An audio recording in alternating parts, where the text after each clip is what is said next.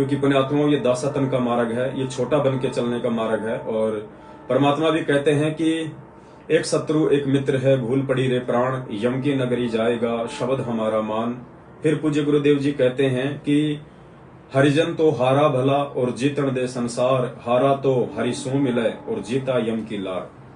हम नीचों ने इसी जन्म में पूज्य गुरुदेव जी के रहते सहते अपना आत्म कल्याण करवाना है। हम उनसे यही प्रार्थना करते हैं, और यदि ऐसी हमारी इच्छा है तो पुण्यात्माओं पूज्य गुरुदेव जी के रहते सहते हम नीचों ने अपने आप को इस ज्ञान आधार से और प्यार प्रेम से स्वच्छ करना पड़ेगा, साफ करना पड़ेगा, क्योंकि परमेश्वर को वही आत्माएं प्राप्त कर सकती हैं जो प्रेमी आत्मा होती है।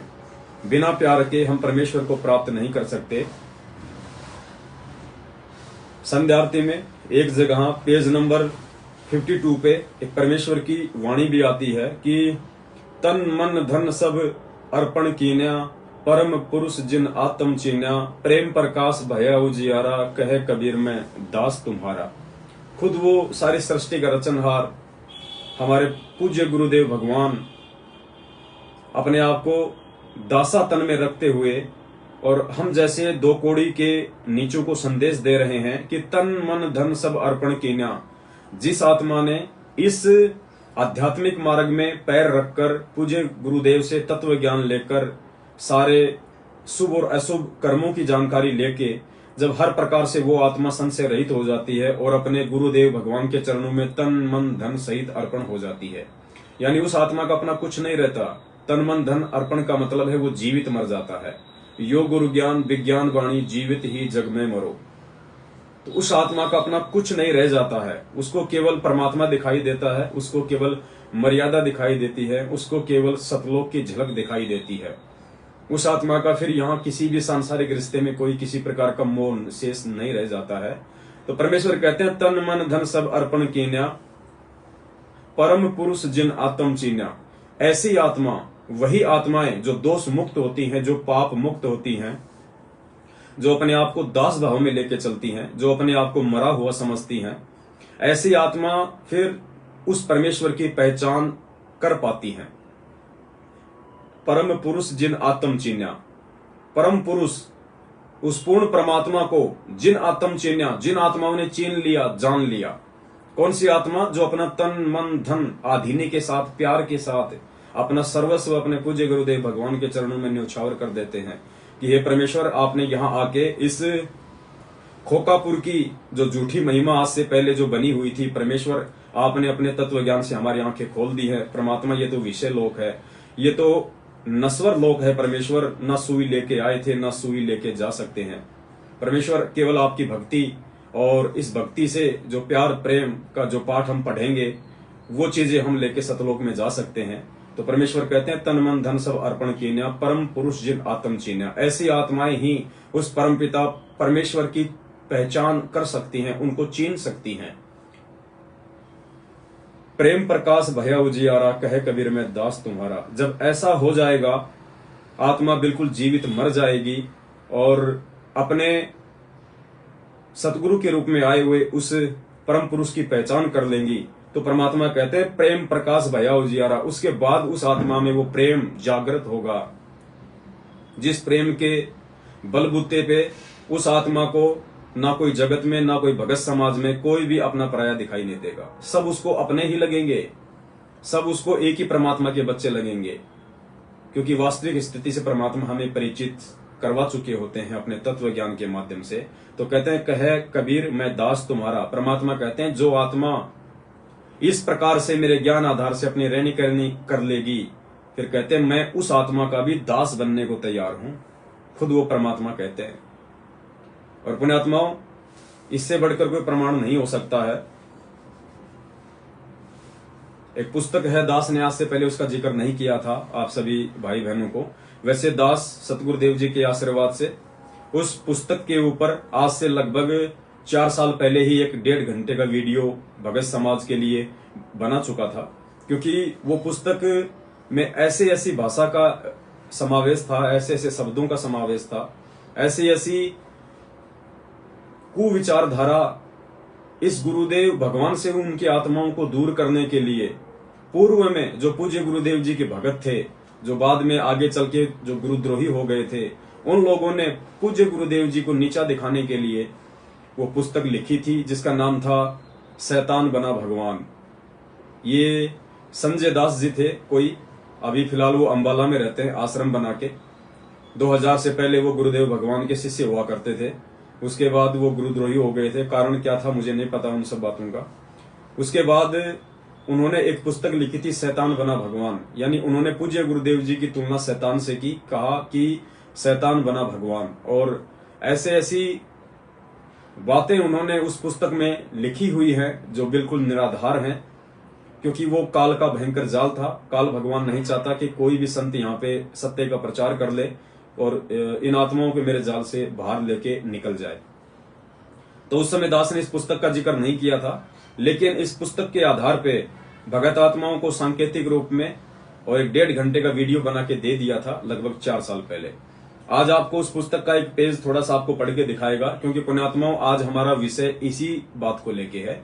आपने बहुत ध्यान से एक एक शब्द को सुनना है। पुण्यात्माओं ये संदेश बाद में नहीं दिए जाएंगे, आपने एक एक शब्द को बड़े गहराई से बड़े ध्यान से सुनना है।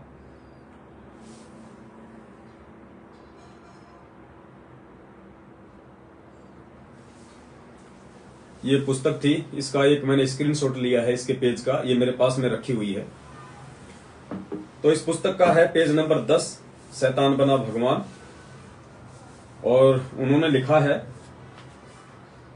तत्वदर्शी संत रामपाल दास जी, ड्राइवर जयवीर कपूर करोथा, सोमवीर करोथा और मैं स्वयं, यानी ये पुस्तक लिखने वाला मैं स्वयं, भूतपूर्व नाम संजय भगत जी। पुण्यात्माओं पहली बात तो ये कॉमन सेंस की बात होती है, उससे आपको ये पुस्तक लिखने वाले के विचारों का भी मालूम हो जाएगा। पुस्तक लिखने वाला व्यक्ति कभी भी अपने नाम के आगे जी नहीं लगाता है कि मैं भगत संजय दास जी। इसी से आप जी आइडिया लगा सकते हैं कि कितनी राग द्वेष और ईर्ष्या काल भगवान ने इस आत्मा के दिलो दिमाग में गुरुदेव के प्रति भर रखी थी, जिसके चलते सन 2000 से पहले ही ये आत्मा इस परमात्मा से दूर हो गई थी और अपने कर्म बिगाड़ने की दिशा में निरंतर आगे बढ़ती चली गई। तो इन्होंने लिखा है, ये प्रकरण थोड़ा सा आपको दास एक बार बता देता है। एक बार पूज्य गुरुदेव जी हरियाणा के किसी गांव के अंदर अपने भगत के यहाँ पे सत्संग करने के लिए गए हुए थे, और शायद उस परिवार के दूसरे जो मेंबर थे उनको ये गवारा नहीं था कि संत रामपाल जी यहाँ पे आके जो है अपना ज्ञान प्रचार करें। तो उन्होंने अपने किसी दूर के रिश्तेदार को सतगुरुदेव जी को नीचा दिखाने के लिए, उनके साथ में अभद्र व्यवहार करने के लिए, उनको डराने के लिए, धमकाने के लिए, आम व्यक्ति समझ के, आम संत समझ के, और कुछ लोगों को उनकी पिटाई के लिए बुलवाया था। लेकिन गुरुदेव का सत्संग हो गया था और गुरुदेव अपने कुछ भक्तों के साथ वापस, छोटी गाड़ी थी मारुति 800, गुरुदेव सत्संग करके वापस जा रहे थे उस गांव से। तो रास्ते में वो लोग जो है वो टकरा गए जिन लोगों को पूज्य गुरुदेव जी को नीचा दिखाने के लिए बुलाया गया था। तो ये जो संजय है, जो पुस्तक का लेखक है, अब ये उसी बात का ये जिक्र कर रहा है। तत्वदर्शी संत रामपाल दास जी, ड्राइवर जयवीर कपूरा करोथा, सोमवीर गांव करोथा, मैं स्वयं भूतपूर्व नाम संजय भगत जी और सेवक सुनील एक टाटा सुमो गाड़ी में बैठकर, सॉरी दास माफी चाहता है, मारुति 800 ने टाटा सुमो गाड़ी में बैठकर चिड़ी से लाखन माजरा रोड पर चले। दिव्य दृष्टि का प्रमाण, यानी पूज्य गुरुदेव जी को नीचा दिखाने के लिए कि उन्हें यह भी नहीं पता था कि आगे क्या होने वाला है उनके साथ में। तो कह रहा कि संत रामपाल जी की दिव्य दृष्टि का प्रमाण 1997 में कबीर साहिब ने दर्शन दिए, इसका प्रमाण। मतलब व्यंग्यात्मक रूप से यहाँ पे जो संजय जी हैं वो इन शब्दों का प्रयोग कर रहे हैं। समय समय पद संभालते रहते हैं प्रमाण। तो चिड़ी गांव से एक मारुति कार पीछे लगी और उसने 2 किलोमीटर गांव से दूर जाकर संत रामपाल जी की गाड़ी के आगे अड़ा दी। 3 बदमाश टाइप के नौजवान लड़के उतर कर आए और आते ही गाड़ी की चाबी निकाल ली, हम सबको नीचे उतार लिया। यानी ये संजय जो लिख रहा है यहाँ पे, ये कह रहा है कि मैं भी था उस समय साथ में। तो उन तीनों लड़कों ने गाड़ी की चाबी निकाल ली और हम सबको नीचे उतार लिया, हम सबको नीचे उतार लिया। और सन 1951 में परमेश्वर के भेजे हुए जगत गुरु को भी गले से पकड़कर नीचे उतार लिया। यानी पूज्य गुरुदेव संत रामपाल जी भगवान को भी यहां से पकड़कर उन लड़कों ने नीचे उतार लिया। संजय जी ये कहना चाह रहे हैं। गंदी गंदी गालियां दी जो मैं यहां लिख भी नहीं सकता। लगभग 200 फुट दूर ले गए। 5 मिनट तक आपस में बातचीत चलती रही। क्या बातें हुए मुझे मालूम नहीं। उसके बाद गाड़ी के पास ले आए। हम सबके कान पकड़वा दिए और कहा यदि ऊपर उठोगे तो जान से मार देंगे, और हमारी पिटाई करने लगे। और जगत गुरु जी के कान भी पकड़वा दिए और लात घुसे मार कर बोल रहे थे। यानी पूज्य गुरुदेव जी का यहां से कॉलर पकड़ा, पूज्य गुरुदेव जी को गालियां निकाली उन्होंने। पूज्य गुरुदेव जी को जो है ये कह रहे हैं कि उन्होंने लात घुसे भी मारे, पिटाई की। और जगत गुरु जी के कान भी पकड़वा दिए और लात घुसे मारकर बोल रहे थे कि बोल मेरी मौसी के घर फिर नहीं जाएगा, यानी दोबारा सत्संग करने नहीं जाएगा। जगत गुरु जी मना कर रहे थे, कभी नहीं जाऊंगा, आज बख्श दो, फिर प्रचार करेगा। तत्वदर्शी जी बोल रहे थे कभी नहीं करूंगा। और नाक से 7 लकीर भी निकलवाई। यानी ये लेखक जो है ये कह रहा है कि उन 3 लड़कों ने पूज्य गुरुदेव जी के नाक से जमीन में 7 बार जो है लकीरें भी खिंचवाई कि आज के बाद मैं इस गांव में सत्संग करने नहीं आऊंगा। जगत गुरु जी मना कर रहे थे कभी नहीं आऊंगा, आज बख्श दो, फिर प्रचार करेगा। तत्वदर्शी जी बोल रहे थे कभी नहीं करूंगा, और नाक से 7 लकीर निकलवाई और कहने लगे आज तो छोड़ देता हूं, अगर आगे कहीं हरियाणा में प्रचार करते मिल गया तो घसीट कर मारूंगा, जा भाग जा हराम जादे। और इतना कहकर पिटाई करते करते चाबी वापस दे दी और हमारे को कहने लगे कि इस लुच्चे आदमी की गलियां मिल गए तो दोबारा तुम्हारा भी नंबर लगेगा। भक्तों को बताई तो सुबह महेंद्र, विजेंद्र, राजेंद्र, जयवीर आदि सभी को कहने से पुलिस रिपोर्ट करवाई। झूठा इल्जाम महंत दया सागर के भाई पर लगाया। महेंद्र ने मुझे आगे करके, क्योंकि किसी को नहीं पता था कि किसने पिटाई की है और क्यों की है। तो ये एक पेज नंबर 10 था जो दास को आपने सुनाया है उस पुस्तक का। पुण्यात्मा, आज का हमारा जो विषय है वो इसी बात को लेके है कि इस भक्ति मार्ग पे हम तब तक सफल नहीं हो सकते, हम तब तक उस परमपिता परमेश्वर के हृदय में जगह नहीं बना सकते जब तक हम इस परमपिता परमेश्वर के जैसा बनने का प्रयास नहीं करेंगे। परमात्मा की खुद की वाणी है कि कीट न जाने भृंग को गुरु कर ले आप समान। परमेश्वर हमें अपने जैसा बनाना चाहते हैं और परमेश्वर ने कहा कि संत ना छोड़े संतता, चाहे कोटिक मिले असंत। गुरुदेव के साथ में किस प्रकार की ये घटना हुई, जबकि वे तो सारी सृष्टि के रचनहार हैं, 1951 में इस पृथ्वी पे साक्षात प्रकट हैं, लेकिन परमेश्वर एक संत रूप में है, परमात्मा एक साधु रूप में प्रकट है। और साधु रूप में, संत रूप में परमेश्वर की खुद की वाणी है, खुद का वचन है। इसलिए परमात्मा उस वचन को नहीं तोड़ सकता कि संत ना छोड़े संतता, चाहे कोटिक मिले असंत।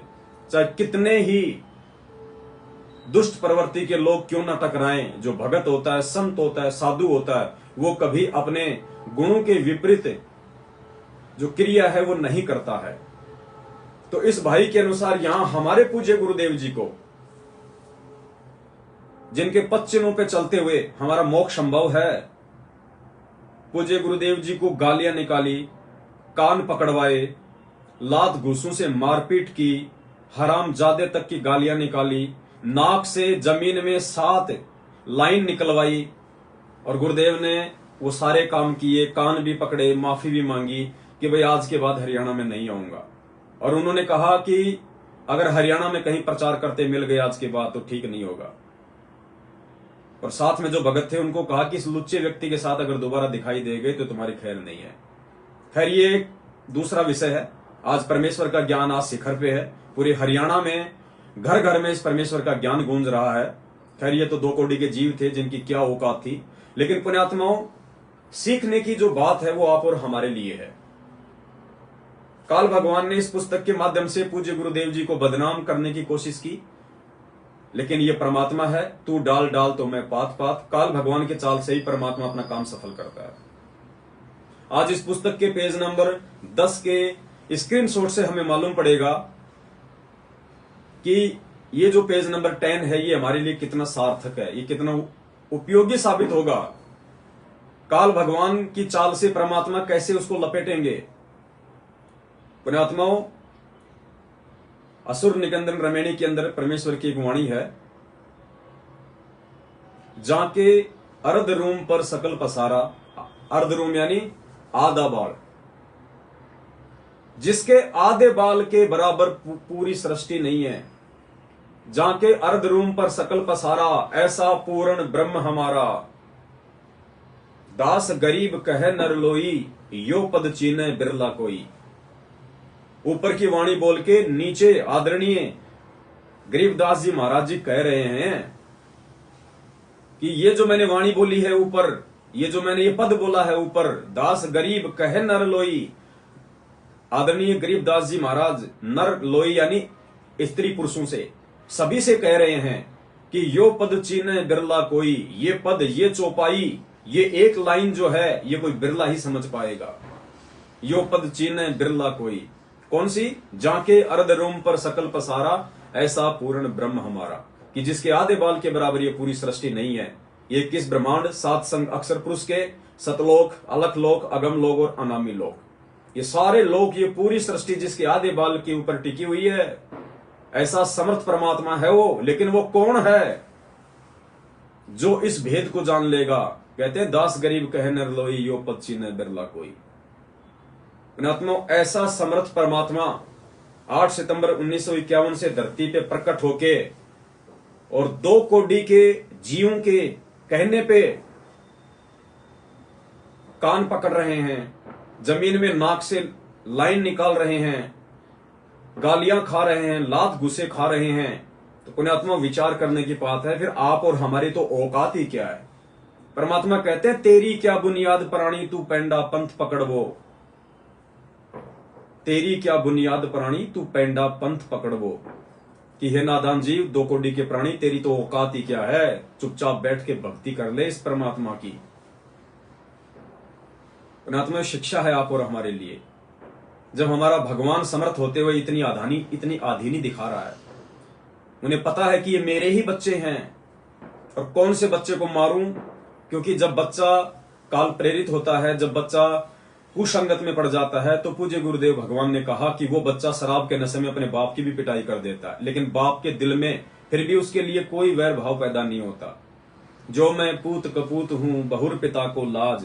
बेटा अगर कपूत हो जाए, नालायक हो जाए, लेकिन बाप को उसकी चिंता होती है, उसकी शर्म होती है। तो ये वो परमात्मा है पुण्यात्माओं। तो पुण्यात्माओं, अब हम आगे बढ़ते हैं आज के उस महा खुलासे की तरफ। और दास को लगता है कि आज परमेश्वर ने जो मेहर बख्शी है, उसके बाद दास ने उस शब्द को सुना और सुनते सुनते ही परमात्मा ने दास को वो प्रेरणा की जो आज से पहले तकरीबन सैकड़ों बार दास इस शब्द को सुन चुका है अंत तक। लेकिन दास के भी कभी भी ये चीज दिमाग में नहीं घुसी कि इसमें इतना बड़ा रहस्य छुपा हुआ था, इतना बड़ा सार छुपा हुआ था। इससे बड़ा कोई रहस्य नहीं हो सकता कि गुरुदेव खुद कह रहे हैं कि मैं ही कबीर परमात्मा हूं। सैकड़ों बार दास ने सुन लिया था, लेकिन पुण्यात्माओं, परमात्मा कहते हैं कि जब ठीक का समय आता है तभी परमात्मा उन चीजों को समझने और समझाने की दया बख्शते हैं। तो आज वो महाखुलासा है पुण्यात्माओं। और इस खुलासे को सुनने के बाद भी यदि कोई आत्मा अपने पूज्य गुरुदेव भगवान को पंच तत्व से दूर, भौतिक शरीर से दूर, विदेह रूप में स्वीकार नहीं करती है, शब्द रूप में स्वीकार नहीं करती है, तेज पुंज की देह के रूप में स्वीकार नहीं करती है, 8 सितंबर 1951 के दिन प्रकट हुए स्वीकार नहीं करती है, तो पुण्यात्माओं ये उनका बैड संस्कार होगा। फिर वो आत्मा, उस आत्मा के लिए बड़ा मुश्किल हो जाएगा इस परमात्मा की पहचान करना। और फिर परमेश्वर ने कह दिया है कि 1000 साल तक ये मार्ग चलेगा, यानी 1000 वर्ष तक परमात्मा की भक्ति चलेगी। इसका मतलब क्या है? इसका मतलब ये है कि वर्तमान में गुरुदेव के शरीर में रहते सहते केवल वही विशेष पुण्य आत्मा, कि गोता मारूं स्वर्ग में जा बैठूं पाताल, गरीब दास ढूंढता फिरूं अपने हीरे मोती लाल। वो विशेष आत्मा ही गुरुदेव के शरीर में रहते सहते सतलोक जाएंगी, जो आज जीते जी इस परमेश्वर को पहचान लेंगी कि तन मन धन सब अर्पण कीन्या और परम पुरुष जिन आत्म चिन्या। जिस आत्मा ने उस परम पुरुष को चीन लिया, पहचान लिया गुरुदेव के रहते सहते, तो वो विशेष संकेत अब पूज्य गुरुदेव भगवान के आशीर्वाद से, उनकी मेहर से, जो परमेश्वर ने दास के ऊपर दया बख्शी, केवल परसों जैसे बहन ने वो वाणी भेजी और कहा कि भाई मुझे कुछ विशेष इसमें समझ में आ नहीं रहा, आप पे मालिक की थोड़ी मेहर है, आप जी जरा इसको चेक कीजिए। तो आज से पहले तो दास ने भी वो वाणी सैकड़ों बार सुनी थी, लेकिन कभी दिमाग में आया नहीं। और जैसे ही उस बहन ने भेजा, देखो पुण्यात्मा, ठीक का समय आता है तभी परमात्मा सद्बुद्धि देता है, ज्ञान योग खोलता है। और दास ने वो वाणी सुनते सुनते ही परमात्मा ने तुरंत ऑटोमेटिक वो भेद भी दे दिया कि बेटा इसमें ये है, इसका वास्तविक अर्थ, इस वाणी का जो सार है इस शब्द का, बेटा ये है। और अब अपने भाई बहनों को साध संगति के माध्यम से मेरी महिमा का प्रचार करते हुए उनको बता, और जो मेरी अधिकारी हंस आत्मा होगी वो उस शब्द को सुन के, उस वाणी को सुन के, और जिस प्रकार से अब परमेश्वर के आशीर्वाद से उसको समझाया जाएगा, तुरंत जो मेरी अधिकारी हंस आत्मा होगी वो तुरंत स्वीकार कर लेगी। वो शब्द उसकी आत्मा से चिपक जाएंगे कि इस वाणी का यही अर्थ है, इसके अलावा कोई दूसरा अर्थ नहीं है। और आज से पहले समझ में क्यों नहीं आया? जय हो बंदी छोड़ के, परमेश्वर की जय हो।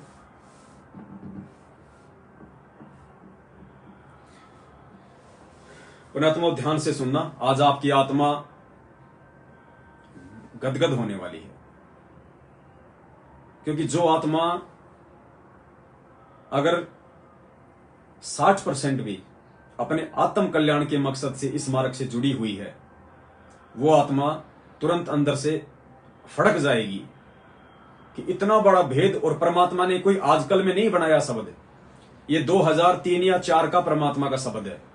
अब आप जी इसको वीडियो में देखना, आप जी परमात्मा का स्वरूप देखना। 2003 या 4 में ही परमात्मा ने ये सारे संकेत, 1994 से परमात्मा संकेत छोड़ते आ रहे हैं। कोई ये सोचे कि आगे चल के उन्होंने अपनी महिमा ऐसे गा दी होगी, बना दी होगी, नहीं। परमेश्वर ने 2000 से पहले से ये सबूत इन शब्दों में परमात्मा छोड़ते आ रहे हैं। ये साबित कर रहे हैं कि नालायकों मैं कौन हूं, पहचान कर लो मेरी।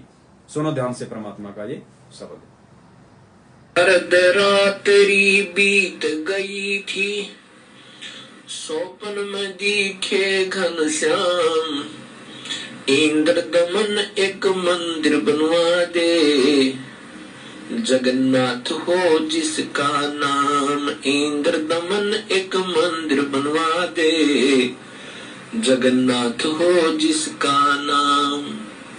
अछूत रूप में साहेब आए, खड़े हुए थे बीच द्वार, पांडे जी ने धक्का मारा, कह करके न नीच गंवार। अछूत रूप में साहेब आए, खड़े हुए थे बीच द्वार, पांडे जी ने धक्का मारा, कह करके न नीच गंवार। कोट लगा फिर वो पांडा रोवे, काया का गल गया सब चाम। इंद्र दमन एक मंदिर बनवा दे, जगन्नाथ हो जिसका नाम। इंद्र दमन एक मंदिर बनवा दे, जगन्नाथ हो जिसका नाम। अर्धरात्रि बीत गई थी, स्वप्न में दिखे घनश्याम, इंद्र दमन एक मंदिर बनवा दे, जगन्नाथ हो जिसका नाम। इंद्र दमन एक मंदिर बनवा दे, जगन्नाथ हो जिसका नाम। शरण दो पांडे ने पिए, जो की तो फिर होगी खाल, कह कबीर सुनो सब पांडा, यो छुआ छात की न चाले चाल। चरण दो पांडे न पिए, जो की तो फिर हो गई खाल, कह कबीर सुनो सब पांडा, या छुआ छात की न चाले चाल। जय कोई छुआ छात करेगा, उसका भी यही होगा हाल। एक पत्तल में दोनों जी में, पांडा गुलाम रामपाल। कह जय कोई छुआ छात। ध्यान से सुनना एक एक शब्द को। ये दास आपको पहले गुरुदेव के मुख कमल से सुना रहा है, उसके बाद में परमात्मा इसके प्रत्येक शब्द पे विश्लेषण करवाएंगे, फिर आपकी आंखें फटी की फटी रह जाएंगे। आज उसका भी यही होगा हाल, एक पतल में दोनों जी में, पांडा गुलाम रामपाल। इसमें कौन सा भगवान बदल गया, वो है कृष्ण ओए राम। इंद्र दमन एक मंदिर बनवा दे, जगन्नाथ हो जिसका नाम। इंद्र दमन एक मंदिर बनवा दे, जगन्नाथ हो जिसका नाम। अर्धरात्रि बीत गई थी, सपने में दिखे घनश्याम।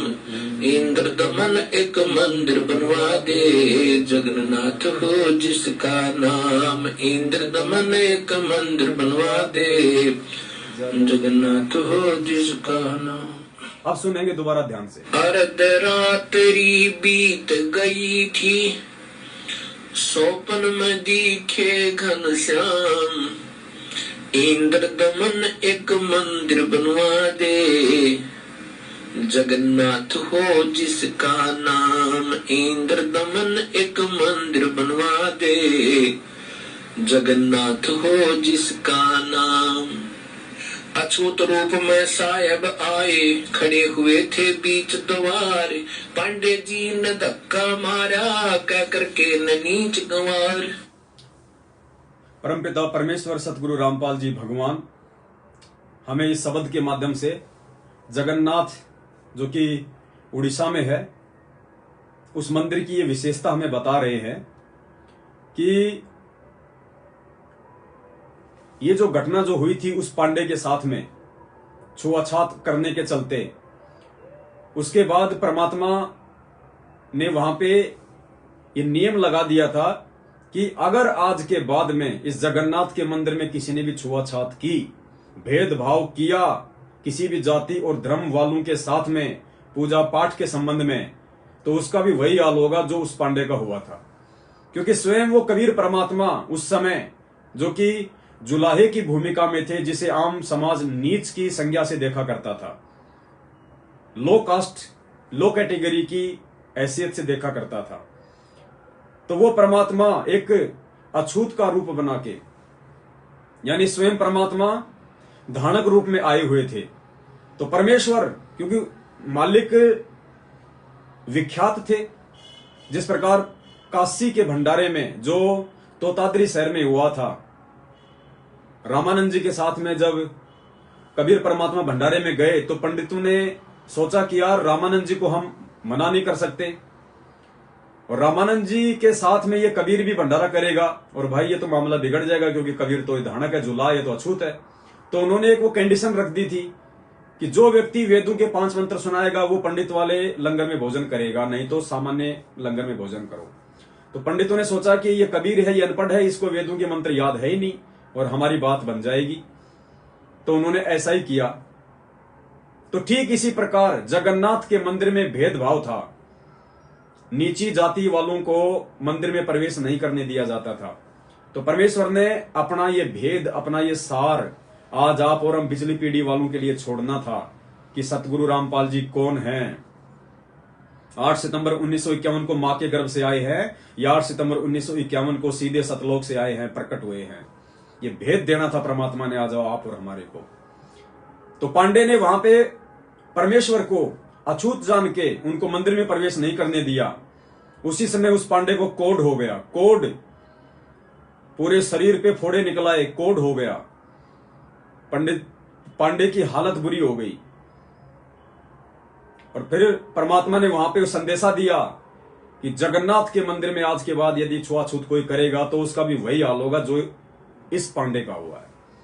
उसके बाद उस पांडे ने उस कबीर परमेश्वर से नाम दीक्षा ली, उस परमेश्वर के चरणों को धोके, जिसको वो पहले मंदिर में भी नहीं प्रवेश करने दे रहा था, धानक समझ के, अछूत समझ के, उसने उस परमेश्वर के चरणों को धोया और चरणा अमृत लिया।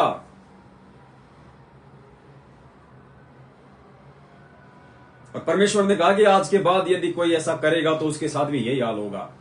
उसके बाद में पांडे ने परमेश्वर से नाम दीक्षा ली, परमेश्वर का वो जो है वो भगत बना, वो गुलाम बना, और बैठ के उन्होंने वहां पे कबीर परमेश्वर के साथ में एक ही थाली में भोजन खाया, एक ही पत्तल में दोनों ने भोजन किया। किसने? कबीर परमेश्वर जी ने और उस पांडे ने, दोनों ने एक ही पत्तल में बैठ के भोजन किया। परमात्मा यहां संकेत दे रहे हैं कि उस समय वो कबीर कौन था। आगे गुरुजी कह रहे हैं एक पत्तल में दोनों जी में पांडा गुलाम रामपाल। वो गुलाम पांडा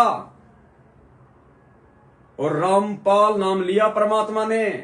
तो उस समय तो हम उसे समझते हैं जो दाढ़ी मूछ वाले रूप में थे। कबीर जी ने ही तो पांडे के साथ भोजन किया था वहां पे। लोग तो ये सोचते हैं ना कि संत रामपाल जी तो अभी आए 8 सितंबर 1951 को, और जो जगन्नाथ का जो ये किस्सा है ये तो बहुत ही ज्यादा पुराना है। और उस समय तो पांडे के साथ में कबीर जी ने भोजन किया था, छुआछात को समाप्त किया था, उस पंडे के अंदर से छुआछात समाप्त कर दी थी। पंडा समझ गया था कि भाई ये साधारण आदमी नहीं है। तो उस पांडे ने कबीर जी के साथ में एक ही थाली में भोजन किया।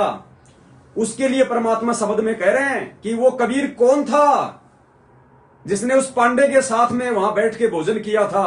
सुनना शब्द में आगे। अछूत रूप में साहेब आए, खड़े हुए थे बीच दवार। पंडित जी ने धक्का मारा, कह करके नीच गंवार। कोट लगा फिर वो पंडा रोवे, काया का गल गया सब चाम।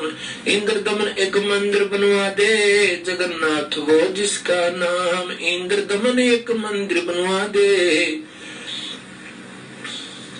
जगन्नाथ हो जिसका नाम। अर्ध रात तेरी बीत गई थी, स्वप्न में दिखे घनश्याम।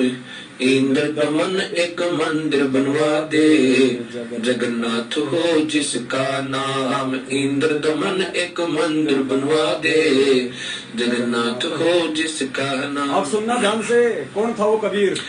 शरण दो पंडे ने पिए, जो की तो फिर होगी खाल। कह कबीर सुनो सब पांडा, यहाँ छुआ छात की न चाले चाल।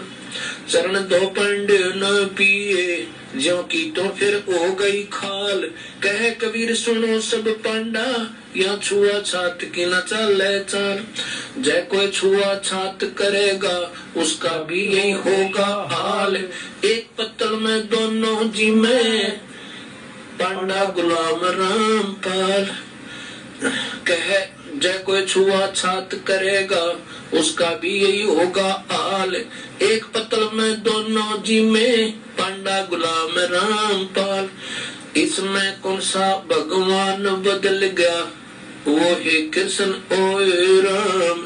इंद्र दमन एक मंदिर बनवा दे, जगन्नाथ हो जिसका नाम। इंद्र दमन एक मंदिर बनवा दे, जगन्नाथ हो जिसका नाम। अर्ध रात तेरी बीते।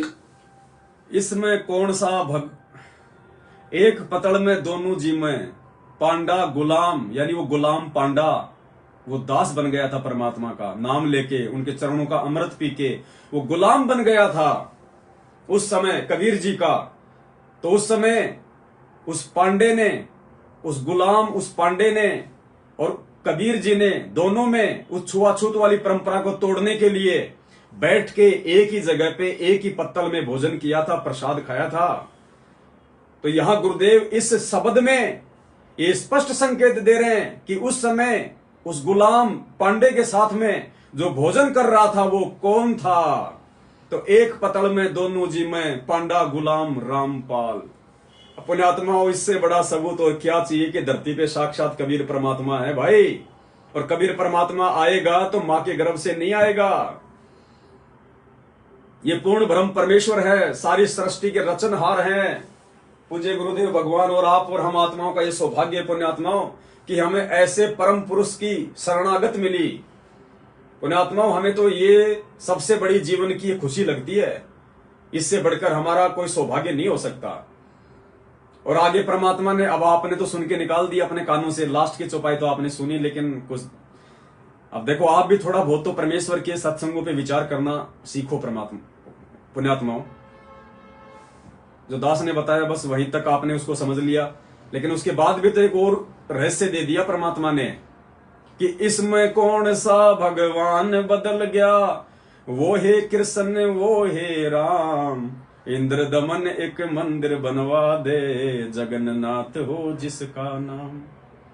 इसमें कौन सा भगवान बदल गया, वो है कृष्ण वो है राम। यानी रामचंद्र जी स्वयं श्री विष्णु भगवान थे, और वही विष्णु भगवान द्वापर में श्री रामचंद्र जी का रूप बना के आए। तो राम कहो चाहे कृष्ण कहो, तो परमेश्वर ने यहां पे राम और कृष्ण का नाम लेके एक और संकेत दे दिया कि इसमें कौन सा भगवान बदल गया, वो है कृष्ण वो है राम, वही त्रेता वाला राम और वही द्वापर वाला श्री कृष्ण, दोनों एक ही हैं। इसमें कौन सा भगवान बदल गया, वो है कृष्ण वो है राम। अब हमारे लिए क्या संकेत दिया परमात्मा ने राम और कृष्ण का नाम लेके कि इसमें कौन सा भगवान बदल गया, वो है 650 साल पहले वाला कबीर और वो ही वर्तमान वाला रामपाल। दोनों एक ही हैं, जैसे राम और कृष्ण दोनों एक ही थे, विष्णु के अवतार थे। तो इसी प्रकार इसमें कौन सा राम बदल गया, वो है कृष्ण वो है राम। अर्थात हमें संकेत दे दिया कि इसमें कौन सा भगवान बदल गया, वो ही 650 साल पहले वाला कबीर और वही वर्तमान वाला रामपाल। पुण्यात्माओं, परमात्मा धरती पे है, और ये परम सौभाग्य होगा उन आत्माओं को जो आत्माएं आप और हमारे जैसे मानव तन में आए हुए इस परमेश्वर को शब्द रूप में पहचान लेंगे।